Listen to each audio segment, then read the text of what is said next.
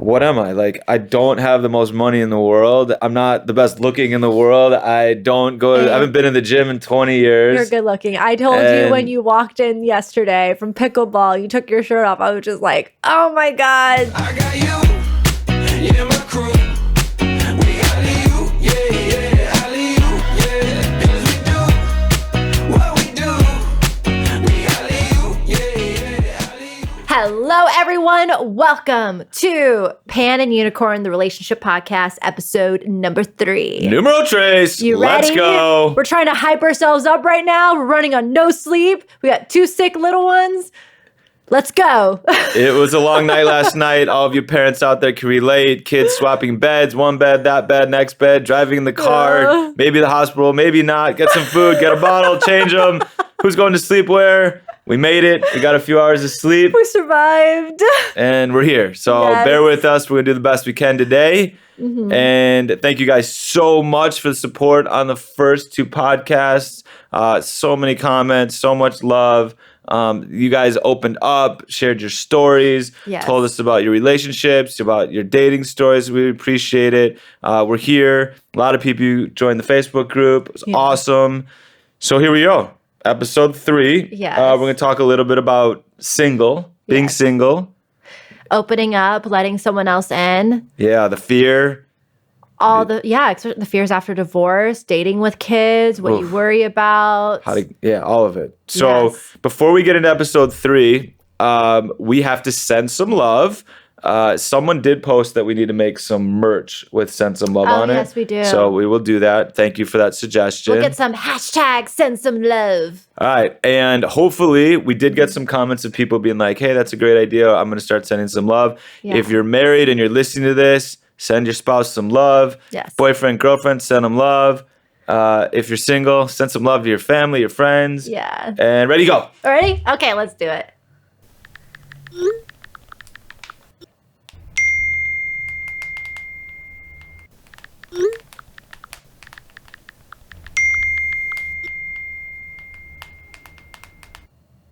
Okay, so I just have to shout out my nanny, Tanya.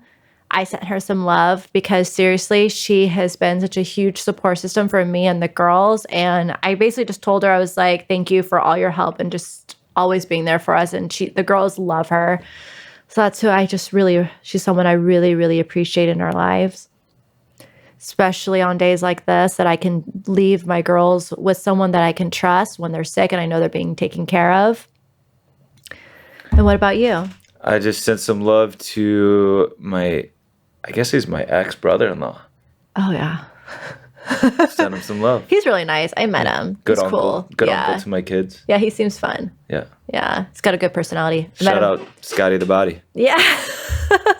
Alrighty. So, babe, you ready to get into the questions for episode 3? Here we go. Episode 3. Again, Madison and I just want to reiterate. We are not experts in any of this. We are just telling our stories and kind of our thoughts and opinions. Hopefully it helps. And we'd love to hear from you guys because we learn just as much from you guys as you guys will learn from us. Yeah. So we really appreciate that. Definitely. Yes. All right, Madison. First question. What were your fears about getting into a serious relationship? And eventually, how did I get your wall to come down? So my biggest fear, which I think is for any single mom, to be honest, of getting into a relationship is, am I going to be able to find someone that's going to love me and and my kids as their own? And I think that's like the biggest fear is you don't know if anyone's going to treat your kids, like if there was their own kids. And then another huge fear of mine was opening up again and letting myself be vulnerable, because then I know if I do that, I have a chance of getting hurt, and I don't want to be hurt anymore. I've already was hurt a ton in the past, and that was really, really scary to open back up, have someone the potential to hurt me, and then also now thinking it's not just me getting into a relationship, it's my 2 daughters getting into a relationship, and I don't want them hurt either. So those are like my biggest fears. And I would have to say, like, one thing that you did amazing with me was he was always very communicative with me, always telling me how much he loved me. He was always showing me. It wasn't even just telling me, because I always said that actions speak louder than words. She loves the action speaks louder than words. Yes. And so you always find ways to show me that you love me and show me that you love my girls. And I think that's what finally built that door in the wall that I have up to let you in and let you in with me and my girls. And that's made it a lot easier. It was hard though. I'm not going to lie. It was very hard. Hard for me as well. I know. You did really good though. I'm still here, guys. I made it. She tried to kick my ass off that wall a few times. I know. Tried to push me away, but I didn't let her. No. What was your strategy to like get me and like keep me? Like, how did you do this? Like, or how did you get here? So my strategy was, I think it was pretty simple. It was first be totally transparent with you, radically transparent with, look, this is my situation. Yeah. Work situation, ex situation, kid situation, just like my life situation, my family. Try to just be really open and blunt. I also kind of looked in the beginning, was like, if this isn't going to work, I want to move on quickly. Yeah. So I was like, just get it out there. Just be totally like, this is my baggage. This is who I am. This is what I've got. Are you interested in this and who I am or not? Yeah. And you kind of like, okay, let's keep dating. And then as we went, I really heard from Madison, and most importantly, I heard from her was the pain. If you ever hear Madison, the pain comes from being alone. Mm-hmm. It comes from always feeling alone. It comes from feeling like she would be alone and that no one would be there for her and her girls. And ultimately, this fantasy she has in her brain of like what family is and what family is supposed to be like, and that the family traditions, the family holidays, the family dinners, the family weekends, just that's what Madison really wanted. And so for me, you know, I wanted someone who felt like a teammate and a partner in it. Okay. That's what I wanted. Yeah. And to experience everything with me, with the girls and all the milestones and all the memories and the holidays and stuff. Yeah. And so Madison's going to cry on this podcast. And ultimately that's what I heard. And so, and Madison is great in that, yes, she would love nice dinners and she would love me to buy her jewelry and love to go on trips. But ultimately, that is not what she was asking for. And that really wasn't who I am anyway. And so for me, I was like, look, like what am I? Like, I don't have the most money in the world. I'm not the best looking in the world. I haven't been in the gym in 20 years. You're good looking. I told you when you walked in yesterday from pickleball, you took your shirt off. I was just like, oh my God, I want to jump on him. So ultimately, I just kind of was like, it's not about those things. I think a lot of men feel like if I can't afford her, and they look at her like, how am I going to get her? Like, I'm going to have to buy her shoes or buy her purses or buy her jewelry. I'm going to have to take her to the nicest restaurants. I'm going to have to take her out to the biggest parties. I'm going to have to take her on the biggest trips. Like, that's what all girls want. And ultimately, if you go on dating apps, that's what it seems like girls want. And that's what they're asking for. And with Madison, it was just be here, show me your actions. And so I just kind of went into that mode of like, okay, what can I do? And it was mornings with the girls, getting Kinsley out of her crib if she's crying or she's up and Riley's still sleeping and Madison still wanted to sleep some more, just take her downstairs, keep her quiet. Eventually I would change her diaper, get her milk, bring Riley her yogurt, make Madison coffee. Every morning. And like that little morning routine, it's like so easy. It's not that difficult, but it goes such a long way. It does. It's those little things where you have that person thinking about you and showing that they're thinking about you and putting your needs kind of first, which is huge. It's selflessness. Yeah. And that's what you need to be in a relationship. You can't be selfish in a relationship. No. And yeah. And I think, look, I have my kids 3 days a week. So I wasn't there as much as Madison wanted me there. I wasn't with her and the girls as much as she would have liked. But I just tried to make it count when I was there. Mm-hmm. And then just the little things to show her that I'm thinking about you was like, okay, it's not that hard to text her. Just say, hey, I'm thinking about you. I love you. How's your day going? I miss you. Like, not that difficult, goes a really long way. It does. For all the men out there. And you also call me. You don't just text me. He calls me throughout the day. And he even like yesterday when I was with Riley and she was taking a nap because the girls are sick, he's like, he texts me, he goes, I would have called you, but I know that you have Riley next to you sleeping. So I just wanted to text you. It's just like, if more guys think about you, like think like you do, it's easy. It's not. I'm not speaking for all the men out there as to why they don't do it. I think there's also a fear in that if they do it, that, you know, what is she going to say? Is she going to reciprocate? But do you think it's also like a stereotype? Like men feel like they can't be open and honest. They feel like with society, you know? Yeah, of course. I feel like it's hard for men to open up, be vulnerable, show sensitivity, show be in touch with their emotions, show how much they really love someone. I feel like you get some of these guys that like they'll be like, you know, like for you, like let's say you were like helping me out, you're playing pickleball with me, and like all your guy friends are like, what are you thinking? Why are you doing a tournament with her? And it's like hey, it's something that we love to do. It makes her happy. I have fun doing it with her, and that's the thing is that if it was more approved, like also with society, I feel like more men would be in touch. Yeah, I just felt like also, again, it's kind of reading the situation. I felt like Madison really, really, really was alone. Mm-hmm. So I was just going to, just kind of shower her with attention, with love. Her fear was constantly that I was just doing it for a week, or I was just doing it for a month, or I was just doing it for 2 months. And she would make comments like, are you always going to get the coffee? Are you always going to play with the girls in the morning? Are you always going to be here? Are you always going to be this good with my girls?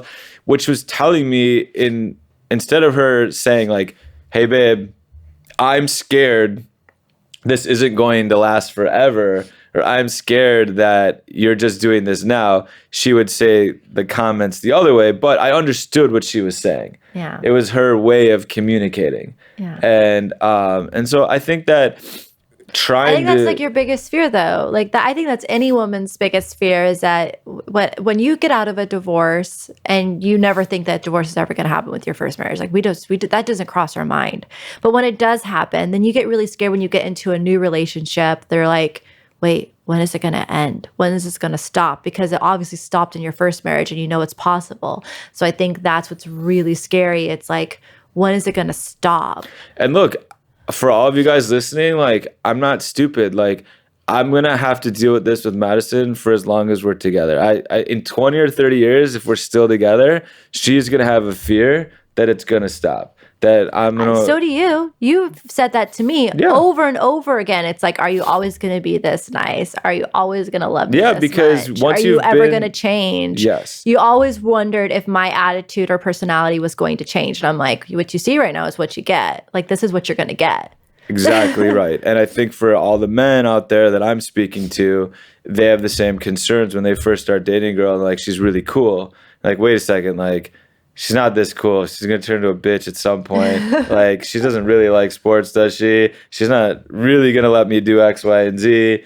Like, what's going to happen later on? Mm-hmm. And if you come from divorce, which we do, or you come from a long relationship you've gotten out of and it didn't work out, same concept, you have that fear of when's it going to turn? When are things going to change? And so I think the only way to kind of combat that is, we'll talk about it later in the episode, is just how do you keep that relationship going? Yeah. And that's something that in the beginning I just like over-indexed on I'm just gonna show her I'm thinking about her as much as possible.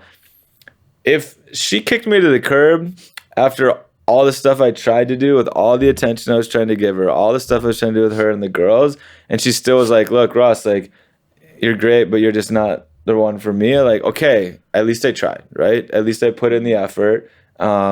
And, maybe she'll find someone that's a better fit for her. But at least I could say, like, I really put in the effort. Yeah. Instead, I fell madly in love with you. Let's go. Okay. So now I'm going to ask you a question. Okay. So when you were getting out there, I think all of us, whether we admit it or not, we kind of have a checklist of what we're looking for. So if you're single right now, or you're going to be single here in the near future. Your brain kind of has a checklist of what you're looking for. And your boxes, which is really funny. Can I just say this? Yeah. Remember we talked about this in the video where I introduced you to everyone on my channel, and your mom texts us back and she's like, funny thing is I actually had a checklist when I met your dad. Yeah. Shout out to my mom. Yeah. She is the person Mel. that would literally write down a checklist on a notepad and be like, if he doesn't have these, I'm not dating him. Yeah. Which is not a bad strategy. It's smart. You should really be aware of what you want and what you don't want so you don't settle.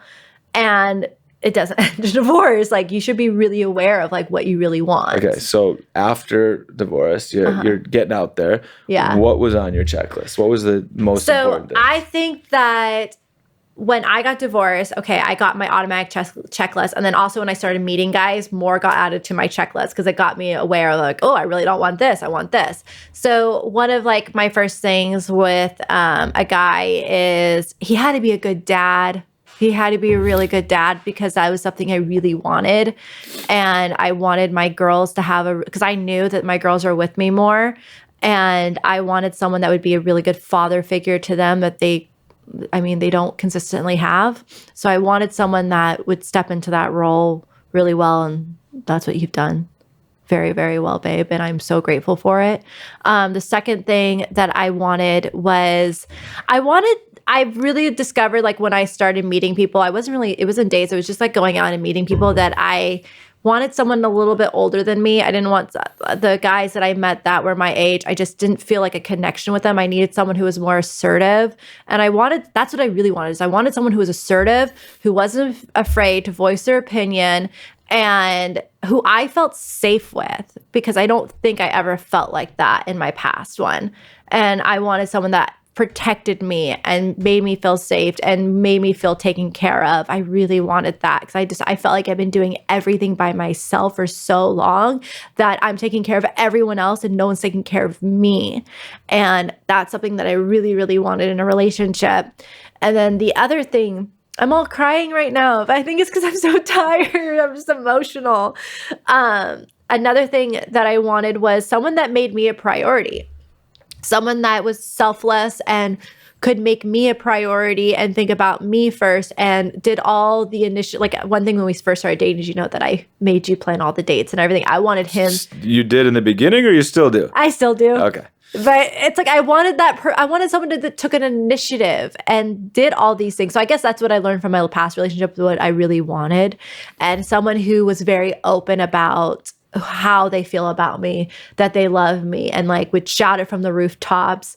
I wanted someone that could be affectionate and be communicative about how much they love me.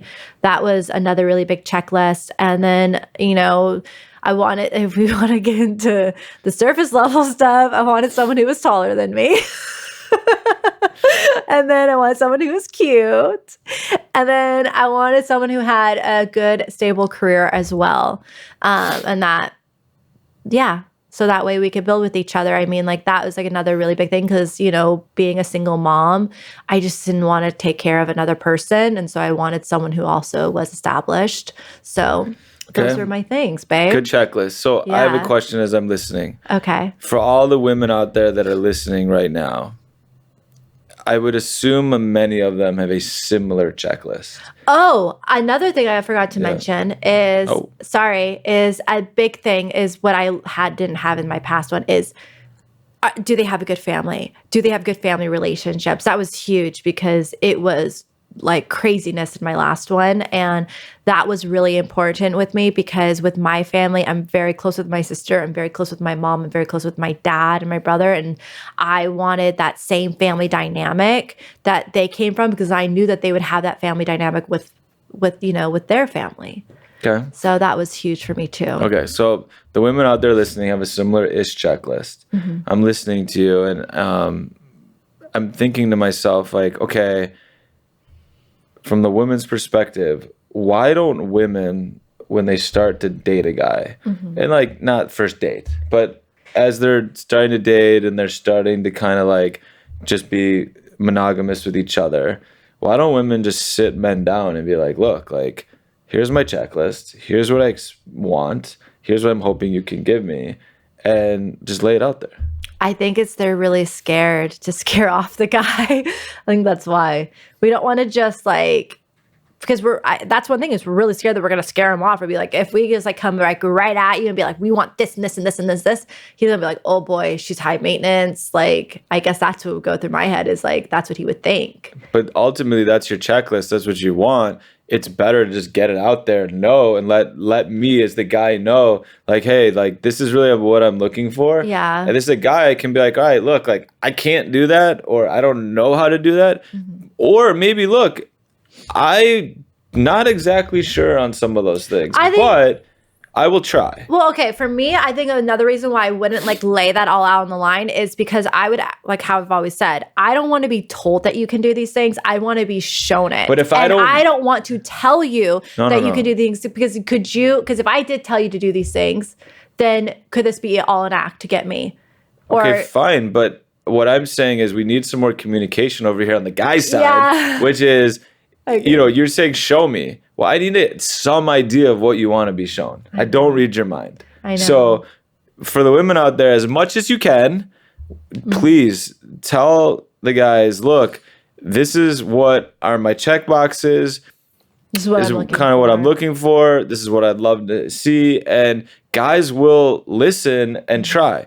They might not do it perfect because I know I didn't. Yeah. But at least we'll try. Mm-hmm. And hopefully you see that in the actions. And I think the other side to that is guys have a checkbox. Yeah. What is your checkbox? Are we allowed to tell you like what our checkbox is? Like, will women take that and be like, can a woman say to a man, look, you obviously have a checklist of things you're looking for. Mm-hmm. Would a woman be willing to receive that and say, what's your checklist? Like, what are you looking for? Because I'd rather know now than later if I don't fit it. Yeah, that's true. And then if a woman, I feel like also a woman would be like, oh, if he went and did this whole check, but like I see being like too direct, like is that off-putting? It's so weird.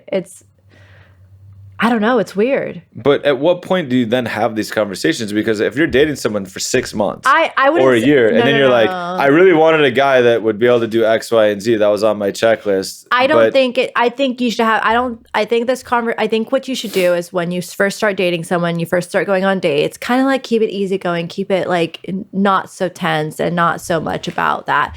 Get a few dates in there. Yes, I agree. And then get comfortable, like, like a month or two in, and then start really opening up to one another and being like, this is really what I'm looking for. But during those few dates, like I kept my eye open. I was like, okay. Meaning you were looking at other men? No, shut up. I kept my eye open to what you were doing and how you were and what type of person you were that whole time. I was I was doing the same to you. And I was being a CIA detective, and I was seeing how you were with family. I was seeing how you were with friends. I was seeing everything. I was seeing how you were with kids. I wasn't saying anything, but I was observing all of this. I was observing you as well. It's like men are observing the women just as much, or not more. Yeah. I want to see, are you a good mom? Are you a good daughter? Are you a good sister? Are you a good friend? Mm-hmm. What are you doing with work? I want to see everything. I have a question. Yeah. When you got married, did you do this? I probably did, but not as like not to the extent. Not to the extent I didn't know. I didn't know to do it. Yeah. Like I wish I would have known. I wish someone would have, and that like kind of leads to. I wish the same thing. Like looking back, because I was so young. I was 24 when I got married. He was 30.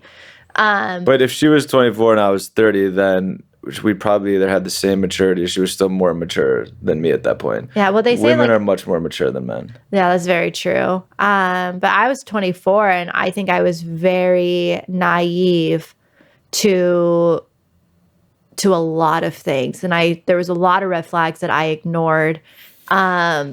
And that I really should have looked at. And I think this is why it's really important that you guys, if you guys have teenagers right now, this might be a really good episode for them to listen to, because these are such important things to really look at, to see what you want and to not make those same mistakes before getting into a marriage. Yeah, but I also think I'm trying to get it to like the communication part. Yeah. Just like your teenage checklist might be different than your college checklist, which might be different than your marriage checklist or post-divorce checklist. But ultimately, we all have what we would like in a partner, what we're looking for, what based off our past relationships or where we are.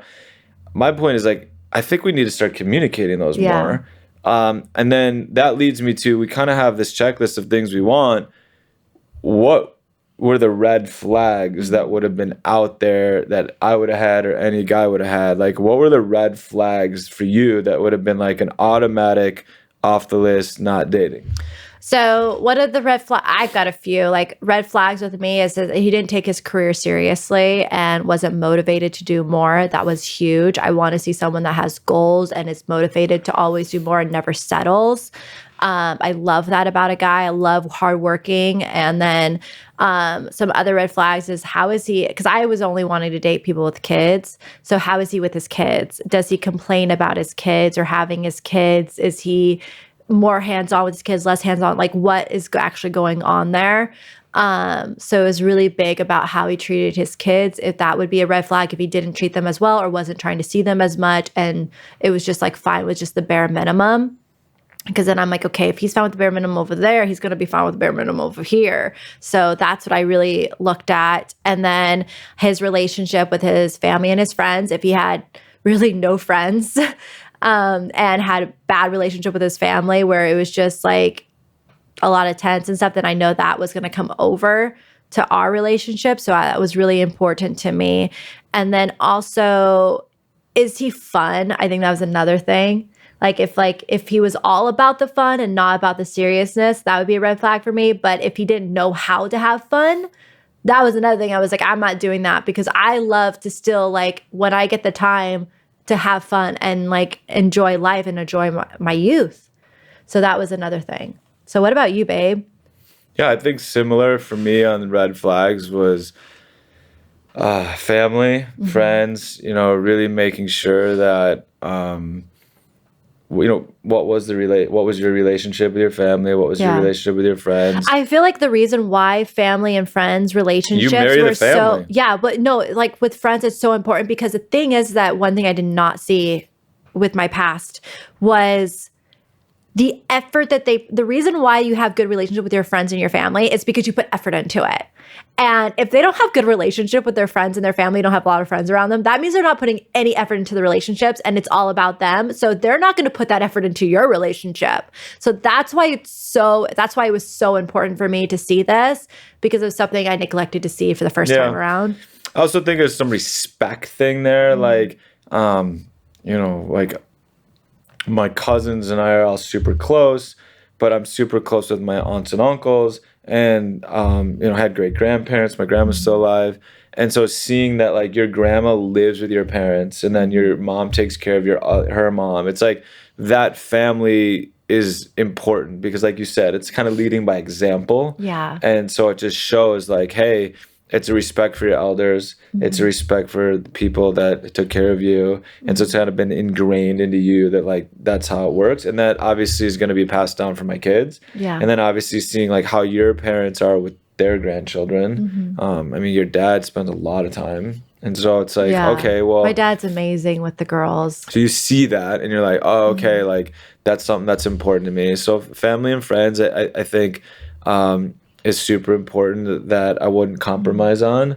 And then I should say the first thing would have been mother. I have 2 kids. So, like, ultimately the number one thing I looked at was, when you say if they're a good mother, what do you actually mean by that? Like, what's your definition of a good mother, and what's your definition of a bad mother?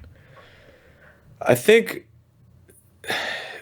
well, in the good mother thing, I think a lot of it is how much they're thinking about their kids and how prepared they are and how organized they are, like, around their kids' life. So you can use the word advocacy of, like, are they an advocate for their own children? And ultimately, I think a lot of it it's that, but a lot of it's just the preparedness, like, always having their food, always having their milk, always having their clothes, always having their school stuff ready, being involved, being all that. And it just shows, like, wow, okay, she's, like, a really good mom, and that she's 2-3 steps ahead. And for me, that's kind of what I looked at, was like, okay, like, how organized is she around being a mom? Because shit happens. Yeah. And we all make mistakes. And even though moms out there think they're perfect, they make mistakes. Madison, I Madison probably thinks she's the perfect mom. know. I know I make mistakes. And so I think that's kind of it.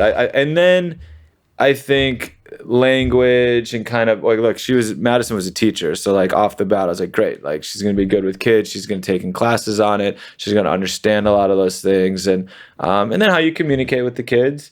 And then how happy are the kids too? Like, I mean, I get to. What's their connection with the mom? And yeah, just get to see like how they interact and in conflict and with stress and then in happy times. And so I was concerned a little bit with the more Riley, just because of, she's gone through this kind of weird situation with having her dad travel all the time, and then he's in the house, but he's not in the house, and just kind of that. And she's handled it great, and you've handled it great. Yeah. And so I think with Riley, though, is because he was gone majority of her, like from what she could remember. So it was nothing different for her. I think that's where it's been our biggest blessing in this divorce, was because he was never around. And like when he was leaving and he was still living at home and everything, she went to him one day with his bags in the living room right in front of the TV and was like, "Daddy, are you going home?" And he was going on another work trip. And he pinned it against me because he's like, "You put this in her head." I'm like, why would I put that into my child's head? Why would I want to put this into my child's head? I want things to be good, not bad for her. I go, what she did is, I go, she's 2 years old. She relates to wherever you are at is home the most. And she's relating to you being gone at the racetrack as home. Like that just shown. So when he moved out, there was not much of a transition because she was already used to him. It kind of like, honestly, when she went to his house for the first time, it kind of gave her a better understanding. Like, oh, this is where you're going. Like, this is where you're at all the time. We just say the racetrack, but like in her head, like she's so young. And that's why I think it was so easy. It was so easy. She transitioned so easily. And I think also when you came in, like she even says to me, like immediately, like when she gets home from daddy's house, she goes, "Where's Ross? Where's Ross? Is Ross coming over tonight? I want to see Ross. She's also obsessed with Bo." And she's like, "I want to FaceTime Bo." And so she loves having him there because she sees that consistent family dynamic. And then I think the next thing on my list, red flag, was attitude. I think that, and this is for all of us, I think that we walk into a room or we show up at work or we show up, wherever we are, and you either kind of like bring light to the room and the energy picks up and people are happier because you're in that room, or you have a bad attitude, you kind of bring the room down, the attitude down, darkness to the room, negativity to the room. And like that was a red flag for me and a non-negotiable. Like I needed to be with someone like you go through divorce and you have work and you've got all these things. I've had a million surgeries and just like all the stuff that goes on in life. Like I needed personally, like I can admit it. Like I needed somebody that was going to be more of a light. And like positive. And we have our hard days and we haven't slept obviously, but ultimately it's like that attitude, glass is half full, glass is half empty, kind of that positiveness, like we'll get through it. For me, that was super important. And so for a red flag for me, we're kind of the friends and family, the mother, and then, the attitude. And I think those kind of go back and forth, checklist and red flag. Yeah, definitely. All right, so we did the checklist, we did the red flags. I'm of the opinion, communicate them as early as possible with the person you're dating, and get those out of the way. All right, so next question is, when you're out there and you put yourself out there and you start dating. Yeah. You're dating, let's say, multiple people, and then you decide, you know what, I really like him or her, I'm just gonna date one person. Yeah. And you're like, okay, we're dating. How do you go from like dating to now calling each other like boyfriend, girlfriend? I think it's like, first off, when you realize that you want to be in a relationship, one is like, if you don't want to be with anyone else, like the only person that you're thinking about is this one person. Like the only person I thought about was Ross. I thought about him the second I woke up in the morning to see if I got a text message in the morning. I thought about him throughout the day. I thought about him at the end of the night. And he was the only person I really wanted to put my time into. And I think that's what really allowed me to see like, oh, I want to be with him. I want us to be exclusive. I want it just to be us. What about for you? Like, because you dated a lot more than I did. So what made you realize that I was it for you, that you wanted to be exclusive with me because you've dated a lot of other people? I think you make a great point. I think that once you get to the point where this is the person that you're thinking about, this is the person you want to be with, this is the person you're waiting for text messages from, you're waiting for calls from, you're excited to see them, that feeling of like, oh man, like I want to see her more. And I also think for us in a way, the fact that we were both have kids, so like we couldn't see each other every day because we had other responsibilities, that makes that next time I get to see you, kind of I'll see you in a day or two, is like kind of exciting and kind of makes that beginning part fun. Yeah. Does that make sense? Yeah. And then when you go from like, okay, now she's my boyfriend, my girlfriend, how long does like the honeymoon period last? Like now that you've gone from dating each other to now we're calling each other. You didn't even know what the honeymoon period was when we started dating. You're like, what's the honeymoon period? I'm like, I even remember I Googled it and I read it to you. Yeah. That it can last for people. Basically what the honeymoon phase is when everything is bliss. There's no problems. There's no worries. You haven't really gone through anything with each other. It's just like everything is hunky-dory. You're on a honeymoon. Like that's what it is. Some people, it can last a couple weeks or a month or two.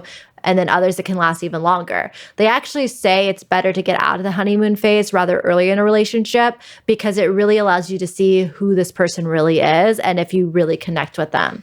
Because you actually like, you know, you start having communications, you start working out conflict with one another. And how long was our honeymoon? Our honeymoon phase, we kind of looked at it. What was it? Like it was a few months. We had about a few months, I feel like. And do you think it goes slower because we weren't with each other every day? We weren't with each other every day. Yeah, I think that's why it went a lot slower. It went a lot slower with that. And then I think like, you know, once we started going through things with each other with a lot of just, you know, that didn't have to do with us, but on our like, you know, our past, I think that is what really got us to realize like, okay, like we actually had to deal with some serious things with one another. Like we called it climbing the mountain. And getting over hurdles and obstacles and stuff and how we got through it. Like we got through it great. Like nothing can stop us. Okay. So how do you know when the honeymoon period is over? Like when, like, well, yeah. Like, I knew it was over when I was like getting a lot more boisterous with you.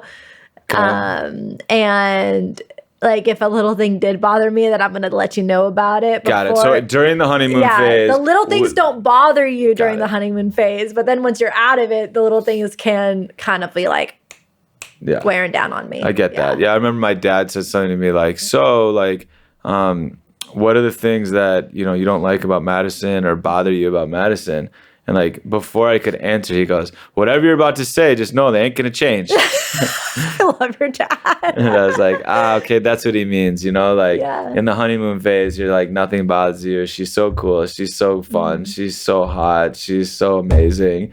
And then you're like, okay, when is all this going to end? When is she going to start bitching at me? When is she going to start telling me all this stuff that's bad about me, all the things I'm doing wrong? After the honeymoon phase, is that then when the sex goes down?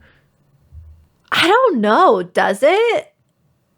I guess it could. Yeah. I feel like then you get into routine and I feel like once you're out of the honeymoon phase, you don't have sex. It's so hard for me to say intercourse. No, we call it sex. Yeah. I feel like you don't have sex that often, right? I don't know. I don't know. Like that's what, I don't know. I guess that would be it. Is after the honeymoon, because it's so weird.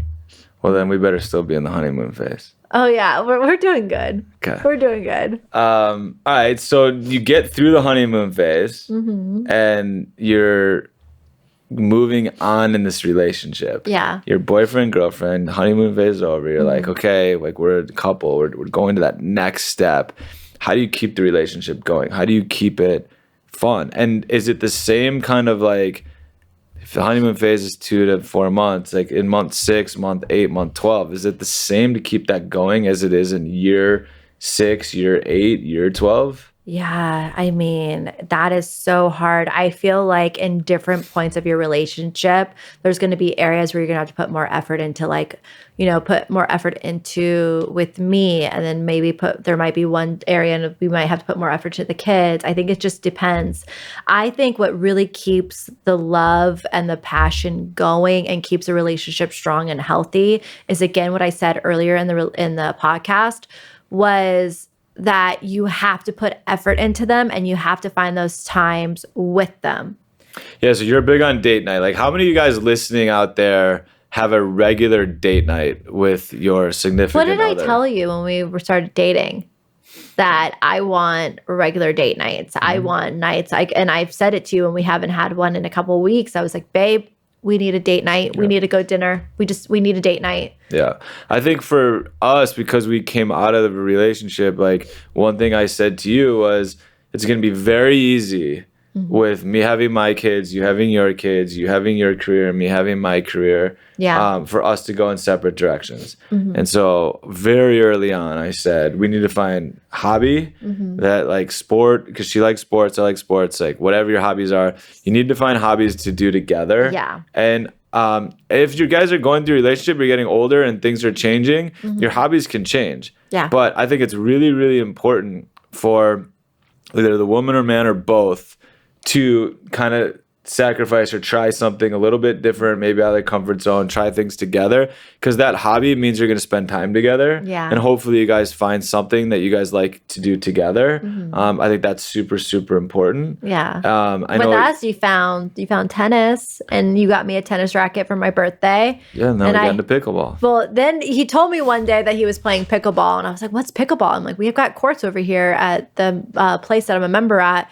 And so I ordered a paddle off of Amazon for the fun of it. And I was like, let's go play pickleball. So we went into open play, and I found that I loved it so much more. Nobody loves pickleball more than Madison, just so you guys know. I love it. But what I love about it and why it's so good for us is because we're teammates in it. It teaches us, one, we've got to learn to communicate on the court. We have to learn to work together. You help me with my weaknesses. I help you don't have any freaking weaknesses on there. Do you? No, you don't have any weaknesses on there. But you help, your strengths really help my weaknesses. And we work together, which is why it's such a good thing for us to do. Yeah, I think, look, ultimately, we're teammates in it. We've met a lot of nice people. I've met people at my level, so I can keep playing and get better, and met a million nice people through pickleball. She can play with people at her level, then we can come together and play. So just we did a tournament together. We did a tournament. So ultimately, just I think having that hobby and something to do. And then the one thing I said to you early on, I was like, look, like, we need to find some project, something with work, something that is going to have us working together in some facet. I didn't really care what it was. I didn't really care, I didn't want to lose money doing it, but it wasn't like it was something I was like, we have to make a lot of money doing it. Yeah. I was like, look, we need this, because if we don't do some project together or something working together, again, we're just going to go in separate directions. This podcast is making us spend so much time together, work together. At nights in bed, we're talking about it. We're working on it together. On the weekends, we're working on it together. We did our reel, what do you call that? Acting? Oh, our little skit. A little skit over the weekend. He's a TikToker now and go. an Instagrammer. Let's go. Content creator over here. You did and- so good at it, by the way. I got so many DMs or DMs and comments or text messages saying they were shocked with how good you're acting and everything. Let's go. Acting debut. Babe, I love it. Because that was another people everyone knows. They're like, oh my gosh, the fact that he put so much effort into doing this with you and everything, he's a winner. I'm like, yeah. So I think, again, I think for keeping it going for us and for other people out there is, if somehow you and your partner can do some kind of side little business together, hustle, have some type of, hobbies that they're doing together, just ultimately it's forcing us to spend time together. Yeah. And that's what's going to make for a healthy relationship. I think where the relationships go sideways is when everything gets really busy with work and kids and career, and then guys want some guy time, girls want some girl time, and before you know it, the amount of time that the couple is spending together is less. And it's basically you create two separate lives, and it shouldn't be that way. You should have one life together, not living two separate lives. And I think that's something that a lot of marriages tend to get into, is they get into that co-parenting, like roommate stage, and they're living their own separate lives, and you don't even know what's going on in their life, and they don't even know what's going on in your life. Okay. And that's like when you start noticing that, and like, babe, I think we should really like help offer like this. These are some of the tips and tricks to help get out of that. Because one thing that we have gotten a lot of comments about, we're like, what can you do to help a marriage or a relationship get better? And I think that these are some really important things that you can do to help the relationship get better, is find a hobby together, make time for each other, make each other a priority. I think that is so important to keep the relationship going, and make those date nights and make a freaking trip. Do something. I have a question. Yeah. So people listening to this, a man listens to this and goes to his wife, and he says, hey, I listened to this crazy podcast with these two people, and they're talking about how to keep a relationship going and to keep it healthy, that we need to do X, Y, and Z. We need a date night. We need to find some hobbies together. We need to spend more time together, maybe a side project that we can work on together. What if the person you go to is like, yeah, that sounds great in theory, but like, I just don't see how that's going to work. I don't have the time. That's a red flag. But what do you do? Is that relationship just never going to be happy? Like, is that doomed? Like, are they in trouble at that point? You're in trouble at that point. To be like blatantly honest, you're in trouble at that point, because that's where I was with my ex. Yeah. I went to him and I said, we need to make time for one another. My parents even offered to take the girls, even after Kinsley was like, I think 2 months old, take the girls for one night and us go to the condo in La Jolla and he didn't make time. He's like, I don't have time. I gotta work. I don't have time. Okay. And and I tried everything. So it's like, I don't know, babe, like, what would you say in this situation? Because I tried it and it didn't work and I couldn't get out of it and I ended up in divorce, but that's because he didn't make it a priority. I think this is why we're doing the podcast, is we want all of you guys that are currently in healthy relationships to not end up where we were. And I think it's just really important to sit down with your partner and just really have this conversation about like, how much time are we spending together? Is there a way for us to figure out a way to spend more time together? What would you guys like to do? Compromising on, okay, let's try this, let's try that. I think date night, like you said, is super important. Try to find a way to, find babysitters or some kind, even if it's for a few hours, and really work on that relationship and keep it going. I think that's kind of my biggest advice, and kind of the whole point of today's podcast was kind of like starting with a new relationship and getting over those fears to kind of what are you looking for, communicating those out. And I think the end of the podcast, it's really about communicating, like, how are we going to be a team? How are we going to find time for each other individually? How much time do you want? How much time do I want? And are we happy? And for every you guys listening out there, I'm sure there's a lot of people who are in happy and healthy relationships. What do you guys do? Like, put some stuff in the comments so other people have ideas. What are you guys doing to find time? Do you have any tips and tricks to create more time for each other? And then when you guys do have time, what are you guys doing? And what hobbies or what activities or what things with work or what things with date nights, what have you guys done that have made your relationship much better? I think that would be huge to share those, because I think that would be helpful for a lot of people. Yeah. So huge. All right. Well, this was episode 3. Neither of us have slept, so hopefully we did okay. I know. Today was rough, you guys. Like how we were saying earlier, like Kinsley was sick, and I was driving around in the car at 3:00 in the morning. So freaking tired. So, Again, appreciate all the love and support. Yeah. Thank you guys so much, and we'll be back with another episode next Monday. Yes, and then hopefully we're a little bit more awake for that one. Thank you guys. Appreciate it. Thank you. Give us your ideas. Give us your thoughts. All right. Love you. Bye. Yeah, my crew.